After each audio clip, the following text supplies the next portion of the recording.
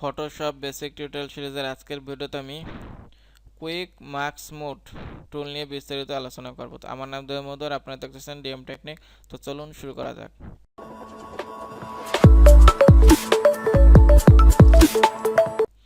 টুলবারের একেবারে নিচের যে বাম দিকের টুলটা, এটা হচ্ছে আপনার কুইক মার্কস মোড টুল। এই টুলের তেমন কোনো দরকারই পড়ে না। তো এটা দিয়ে আপনারা কি করতে পারেন, এটা দ্বারা সিলেকশনও করতে পারেন, আবার সিলেকশন মডিফাইও করতে পারেন। তো সেটা আমি দেখাই কিভাবে করবেন। তো এখানে আপনারা ক্লিক করবেন, ক্লিক করলে দেখবেন যে এখানে এই যে কুইক মার্কস লেখাটা আছে এবং এখানে কালারটা চেঞ্জ হয়ে গেছে। তখন বুঝবেন যে এটা কুইক মার্কস মোডে আছে। দেখেন এখন কি কালার, যখন মোডে যাবেন তখন কি কালার, এটা দেখে বুঝতে পারবেন। তো এখানে ডাবল ক্লিক করবেন, ডাবল ক্লিক করার পর এখানে মার্কসড এরিয়া না, এখানে সিলেক্টেড এরিয়া রাখবেন। এখান থেকে আপনার পছন্দ মতো যে কোনো একটা কালার রাখতে পারেন, অপাসিটি কমাতে বাড়াতে পারেন, এরপর ওকেতে দেবেন। এখন আপনার সিলেকশনের জন্য কি করবেন, এখানে ডিফল্ট রাখবেন, ফোরগ্রাউন্ড কালার হবে ব্ল্যাক, এটা হবে হোয়াইট।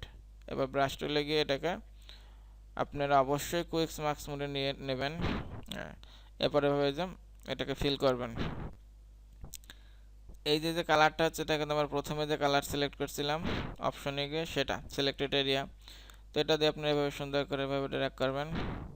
এখন এটাকে সিলেকশন করার জন্য আপনারা নর্মাল মোডে যাবেন। দেখেন সিলেকশন হয়ে গেছে। এখন দেখলেন যে সিলেকশন ঠিকমতো হয় না, তো মডিফাই করার জন্য কি করবেন, আবার এটা ক্লিক করবেন, এখানে গিয়ে এটাকে ঘুরিয়ে দেবেন। এরপর আবার যে ব্রাশ টুল সিলেক্ট থাকা অবস্থা এভাবে দেবেন। দেখেন এখন যদি দেখেন যে বেশি ডিলিট হয়ে গেছে, তাহলে আবার কী করবেন, এটাকে ঘুরিয়ে দিয়ে আবার এটাকে ফিল করে দেবেন। তো এভাবে সুন্দর করে এভাবে ফিল করে এরপর আপনার নর্মাল মোডে গেলে এটা সিলেক্ট হয়ে যাবে, আর ওইভাবে মডিফাই করতে পারবেন।